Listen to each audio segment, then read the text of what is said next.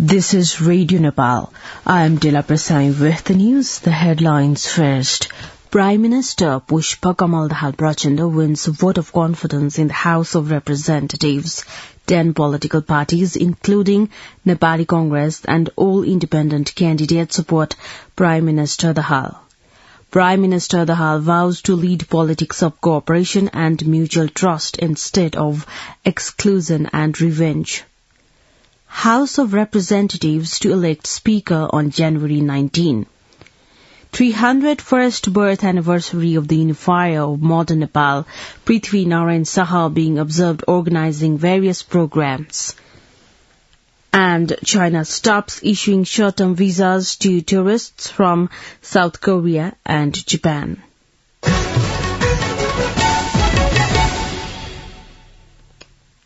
Now the news in detail. Prime Minister Pushpa Kamal Dahal Prachanda has received a vote of confidence in the House of Representatives. Prime Minister Dahal received 268 votes in a 275-member parliament, while 2 lawmakers cast their votes against his premiership. Nepal Workers and Pensions Party's lawmaker Prem Shiwal and Rashtriya Jana Morcha Party's lawmaker Chitra Bahadur Kesi did to give the vote of confidence to the Prime Minister. A total of 270 lawmakers were present in yesterday's meeting of the House.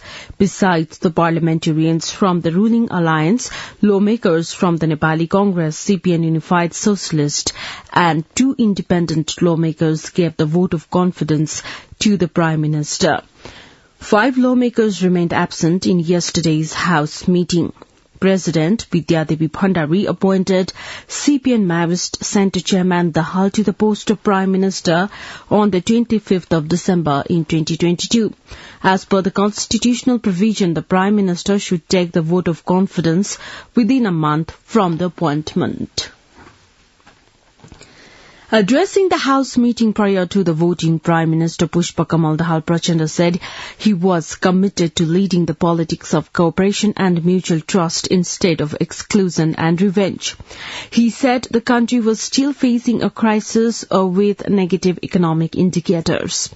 The Prime Minister further said the leftist and democratic forces must come together to uplift more than 5 million Nepalis who are under the absolute poverty line.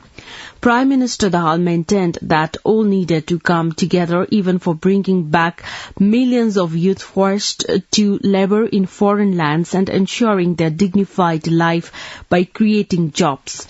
Prime Minister Dahal also stressed on enforcing the rule of law by relinquishing nepotism and connection. He pointed towards managing about 6 trillion rupees for development and said only multilateral efforts and trust could make it possible. The head of the government added that there were no alternatives to national consensus in the matters of national sovereignty and security, foreign policy and strategic infrastructure development. Similarly, responding to the queries raised by lawmakers in yesterday's meeting of the House of Representatives, Prime Minister Dahal said it was a great opportunity for him to implement the commitments made before the people. He termed the support of both the ruling and opposition parties as an extraordinary situation. Also addressing the House meeting yesterday, Nepali Congress President Sher Bahadur Deuba made it clear that Nepali Congress would not participate in the government and play the role of the main opposition despite giving the vote of confidence. He also vowed to evaluate the government work and provide support based on their performance.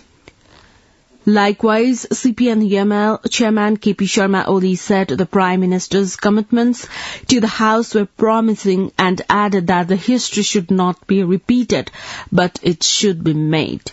Similarly, Nepal Workers and Pensions Party lawmaker Prem Shiwal advised the government to regulate the Nepal-India borders and discourage delays in government service delivery system and prevent corruption with priorities.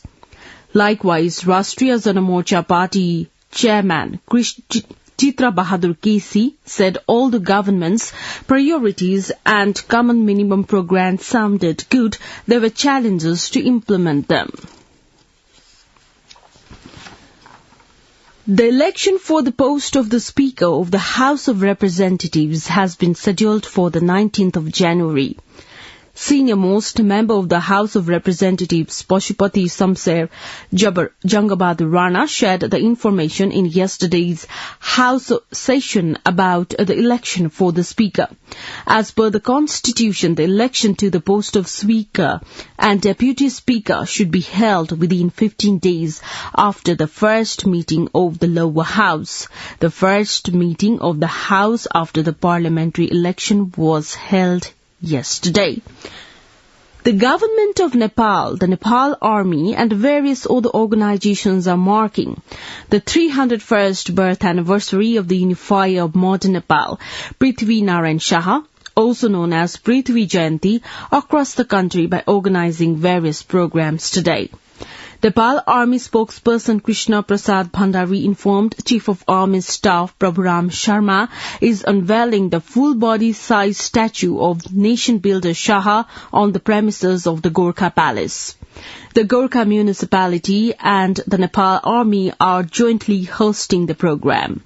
As informed, the Nepal Army will be offering a guard of honor to the nation builder Prithvi Narayan Shah by sounding the bugle in the Gorkha Palace in the morning and evening every day since Wednesday.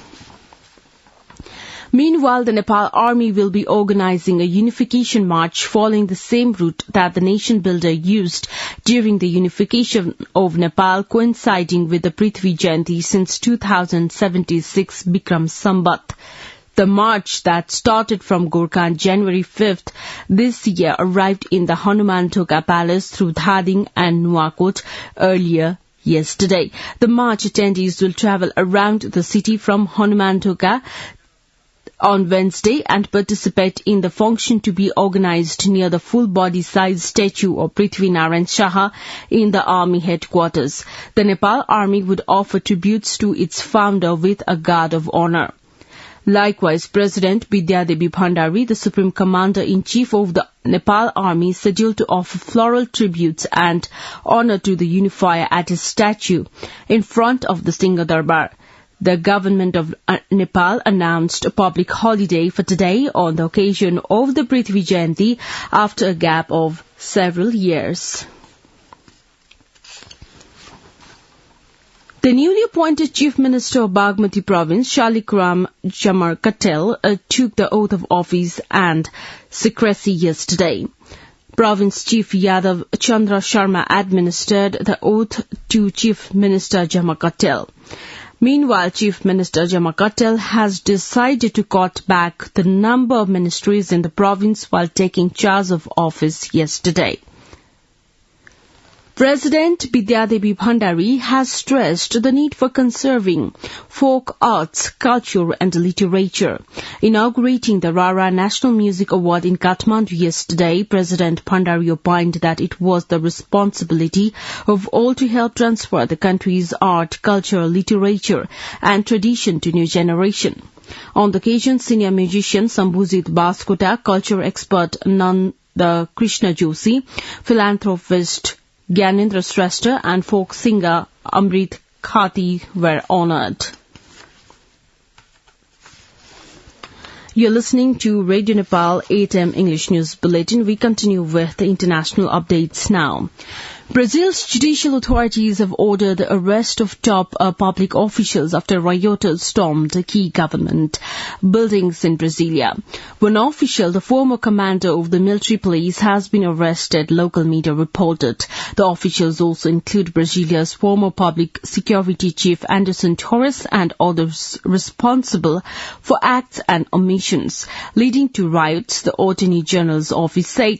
Torres denies any role in the riots.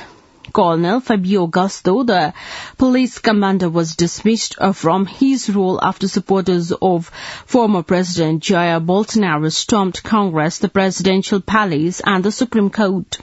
The rioting came a week after President Luiz Inácio Lula da Silva, widely known as Lula, was sworn in. The dramatic scene saw thousands of protesters clad in yellow Brazil football shirts and waving flags overrun police and ransack the heart of the Brazilian state. The global economy is perilously close to falling into recession, according to the latest forecast from the World Bank. It expects the world economy to grow by just 1.7% this year, a sharp decrease from the 3% it predicted in June. The report blames a number of factors stemming from Russia's invasion of Ukraine and the impact of the pandemic. The effects of higher interest rates are picked out as the key challenge for policymakers to overcome. World Bank President David Malpass said the downturn would be broad-based and growth in people's earnings in almost every part of the world was likely to be slower than it was during the decade before COVID-19. The 1.7% growth figure would be the lowest since 1991, with exceptions of the recessions of 2009 and 2020, which were caused by the global financial crisis and the COVID pandemic. Meanwhile, China has stopped issuing short-term visas to tourists from South Korea and Japan. China has recently eased the restrictions that it had imposed due to COVID-19. With this news, now the general weather forecast for the country for today. Forecasting division says the weather is likely to be partly cloudy in the hilly areas and mainly fair in the rest of the country. Kathmandu's weather report now. Maximum temperature of 19.4 degrees Celsius and minimum temperature of 4 degrees Celsius. With this news, we have come to the end of this bulletin, but before we wrap up the headlines once again. Prime Minister Pushpakamal Dahal Prachanda wins vote of confidence in the House of Representatives. 10 political parties, including Nepali Congress and all independent candidates, support Prime Minister Dahal. Prime Minister Dahal vows to lead a politics of cooperation and mutual trust instead of exclusion and revenge. House of Representatives to elect Speaker on January 19. 301st birth anniversary of the unifier modern Nepal, Prithvi Narayan Shah, being observed organized in various programs. And China stops issuing short-term visas to tourists from South Korea and Japan. Well, that's all that we have for this edition. Our next English news edition is at 2 in the afternoon. You can also listen to us online at our website www.radionepal.gov.np for more news and online programs. Stay tuned, stay safe, and have a good day.